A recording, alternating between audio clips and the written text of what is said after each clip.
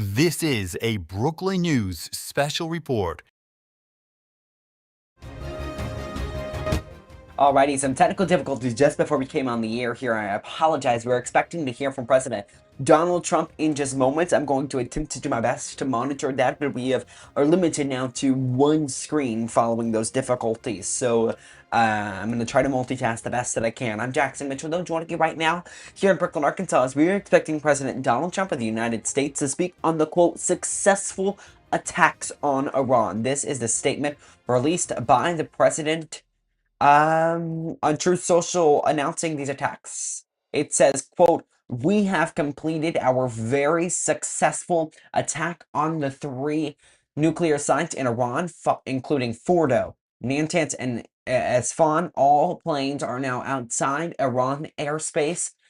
A full payload of bombs was dropped on the primary site, Fordo. All planes are safely on their way home. Congratulations to our great American warriors. There is not another military in the world that could have done this. Now is the time for peace." Thank you for your attention to this matter. That all caps message there. Now is the time for peace is something that we are likely not to see between, Iran, Israel, and the U.S. now after the U.S. decided to get involved in this. Due to the fact that, this is their 3 nuclear sites, you have to think of it from the other side of the story. When we have a country launching attacks, when you have a country that's launched attacks on you, now they are calling for peace. That's something that we are not likely going to see here. We have approached about 10:01 now p.m. on the East Coast. That's when we were expected to see President Donald Trump speak. We don't have a live feed just yet. We will get a live feed pretty much as soon as he begins to speak. We are beginning to see some type of view from national television stations. I'm looking up at the screen here now, where President Trump is expected to address the nation on Iran. We do not have that feed yet from our side, though. We are literally standing by for it as it comes. As we do, again, that was Donald Trump's statement there, but we already have Hakeem Jeffries, the minority leader in the House, reacting to the news, saying that the president called for peace, and that's not something he is beginning to see. We are beginning to see this live feed from the White House from President Donald Trump. Let's listen in now.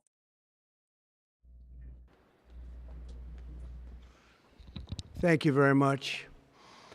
A short time ago, the U.S. military carried out massive precision strikes on the 3 key nuclear facilities in the Iranian regime: Fordo, Natanz, and Esfahan.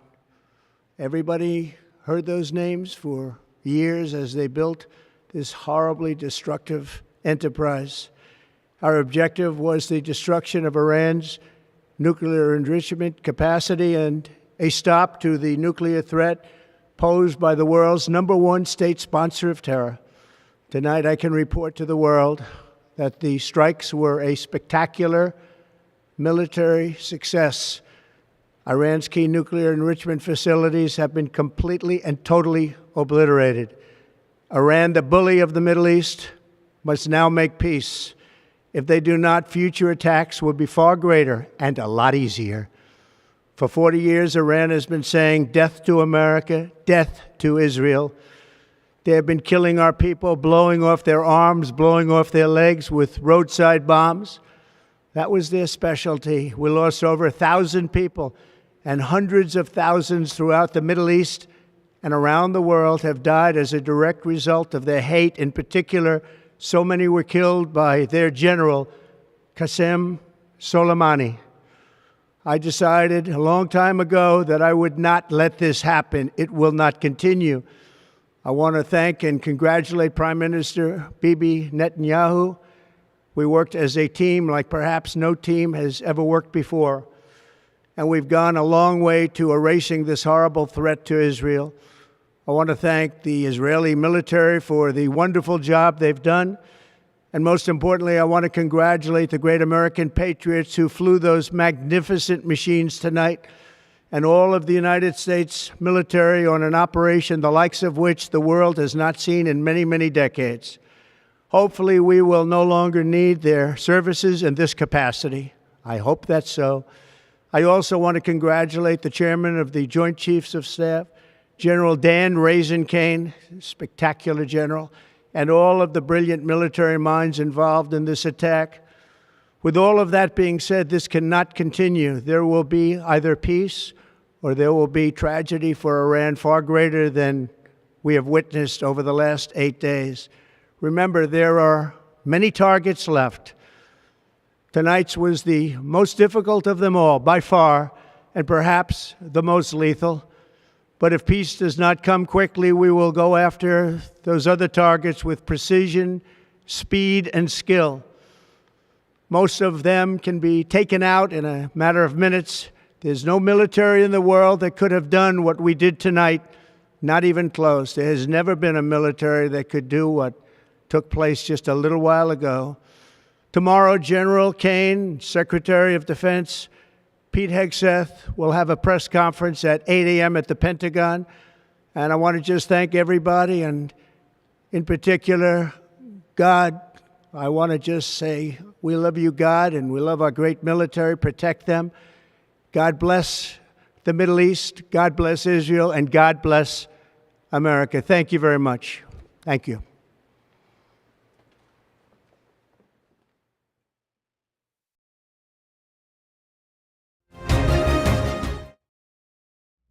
President Donald Trump there addressing the nation on these attacks, calling Iran the, quote, bully of the Middle East. The end there, he's saying that there will be a press conference with the general and Secretary of the Department of Defense, Pete Hegseth there. You also saw in the background that was on the far right, Defense Secretary Pete Hegseth, Department of State Marco Rubio, and then on the far left there was Vice President J.D. Vance, all standing there as President Donald Trump spoke and addressed the nation on this attack. We were just coming on the air when we read that statement from Donald Trump saying that there had been, quote, successful bombs on the 3 nuclear sites by America. He said he called it a, quote, spectacular military success. He went on to thank God for allowing this. He says that the U.S. military, again, doing this being a spectacular military success, and then calling Iran the bully of the Middle East. Kind of some notable moments there. President Donald Trump also saying that the nuclear sites that were attacked, I don't want to read this quote here, quote, completely and totally obliterated. That is those 3 sites that the U.S. military did in fact attack. Those 3 sites are going to be Fordo, Natanz, and Esfahan there in Iran. So, you know, the most notable thing in this statement, I do want to go back to it. I think this was the most notable moment in this entire deal. Inside of this statement, I want to see if we can do this right here. Wrong thing. Let's go back to that statement that we were talking about here just before we went live out to the White House where Donald Trump was addressing the nation. You see there, I believe it's the sentence before the last. He says, now is the time for peace. That's something that I was addressing before we went to the White House for that there. You know, is that something that is likely, considering that if you look at this from Iran's side, this is the United States, a country that has just attacked Iran. What will their retaliation be? Or will they, you know, essentially bow down to the U.S. and follow what Donald Trump says here, saying, quote, now is the time for peace? That's something that I, you know, just don't believe is likely. I do want to go to some reactions, though. They're already coming in because we do have Hakeem Jeffries of the House Minority Leader for the Democrats there reacting to the news. Let me go to that so I can read it all to you guys. It says, quote, Donald Trump promised to bring peace to the Middle East. Quote, he has failed to deliver on that promise. The risk of war has now dramatically increased, and I pray for the safety of our troops in the region who have been put in harm's way. It goes on to say President Trump mizzled the country about his intentions, failed to seek congressional authorization for the use of military force, and risks American entanglement in potentially disastrous war in the Middle East. Then that statement again going on to say, first, the Trump administration bears the heavy burden of explaining to the American people why this military action was undertaken. Second, Congress must be fully and immediately briefed in a classified setting. Third, Donald Trump shoulders complete and total responsibility for any adverse consequences that flow from his unilateral military action. That statement, again, from House Minority Leader for the Democrats, Hakeem Jeffries. We also saw a statement from Senator Bernie Sanders. He was actually doing one of his I believe he calls it something with oligarchy. He does kind of a rally. He's done it with House Representative, Alexandria Ocasio-Cortez. He called it unconstitutional because this attack actually occurred, and the release from Donald Trump on Truth Social actually occurred while he was in the middle of one of those moments there, one of those speeches. Bernie Sanders calling this unconstitutional and saying that it should have gotten congressional approval, which is something that we also saw in that statement from Hakeem Jeffries. Of course, Donald Trump not taking Congress's opinion on this, not seeking congressional approval, rather doing it with the executive authority, something that, of course, now drawing stark contrast from Democrats in the House. It's unclear what some Republicans may think. Of course, you have those Republicans that are not for war, and we are likely to see some people disagree with him. I do want to note someone who often disagrees with him, former governor of Arkansas, Asa Hutchinson, reacted moments ago on X. I want to quote his X release here saying, quote, that he is, quote, grateful for the action taken by Donald Trump and grateful that POTUS is addressing the nation, providing more details. Certainly there will be retaliation by Iran, but a non-nuclear Iran is necessary for U.S. security, and congressional approval was not required. That is from, I should say, in quote there, and that is from the former governor of Arkansas, Asa Hutchinson. I want to see if we do have a statement at any point in time from Governor of Arkansas, current governor of Arkansas, Sarah Huckabee Sanders. No, we do not have a statement yet from her. Just kind of looking for some Arkansas officials reacting on this news. We are continuing to get in some reaction, but I do want to note that a senior White House official confirmed that President Donald Trump, who also mentioned and congratulated, I do believe so, Prime Minister of Israel, Benjamin Netanyahu, saying that a senior White House official again confirming that. Ooh, I'm clicking buttons here. 1 second. I'm trying to get the lower third back on. But confirming that Trump, in fact, did speak to Prime Minister of Israel, Benjamin Netanyahu, after the bombing did in fact occur.